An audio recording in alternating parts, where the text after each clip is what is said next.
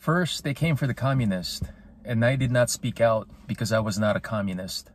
Then they came for the socialist, and I did not speak out because I was not a socialist. Then they came for the trade unionist, and I did not speak out because I was not a trade unionist. Then they came for the Jews, and I did not speak out because I was not a Jew. Then they came for me, and no one was left to speak for me. Good afternoon, and welcome to another episode of The Sovereign Goat Man, unedited, uncut, and straight from the heart. That poem I shared with you was by a pastor, a German pastor by the name of Martin Niemöller.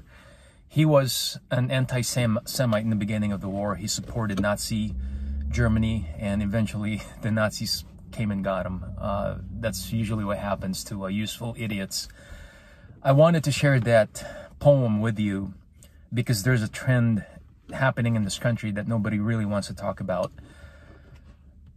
I spoke about this Hegelian dialectic the other day, problem, reaction, solution. It also applies to what the oligarchs, the criminals in suit, are doing to us to further divide us. First, the oligarchs created this victim mentality amongst the minorities of this country. And of course, if you have a minority, there has to be a perpetrator, a bad guy. And you guessed it, those bad guys are the white people, particularly white conservatives and white libertarians. So I'm just going to say it straight up.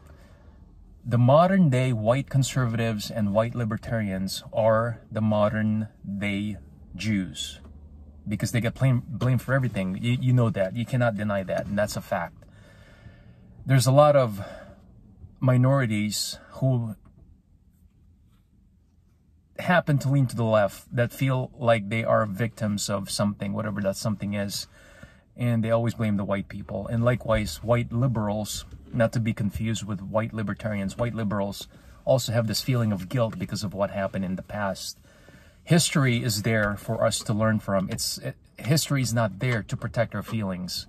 It's not there so that you can go hide in your safe room and cry and think about your next plan on how you're going to topple the next statue because it hurts your feelings. So there's a reason why the oligarchs are also killing history. So back to my point of race relationships that's happening in this country. The whites are being criminalized just because of their skin color. And yes, there is such thing. And yes, racism is racism. Indeed, whites can be racist against other races, but likewise, dark-skinned minorities can be just as racist to whites. This nonsense that you cannot be racist against white people. No. That's not even bullshit. That's goat shit.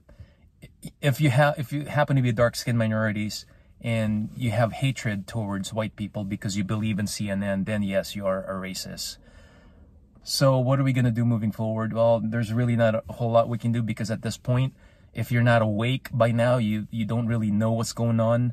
If you embrace what Marxism is, and if you believe what CNN spouts, then you're beyond help. And for the rest of us with common sense, the best we can do is just keep fighting the good fight and keep loving each other and respecting each other. Well, maybe except for communists. It's very hard for me to love communists, but I digress.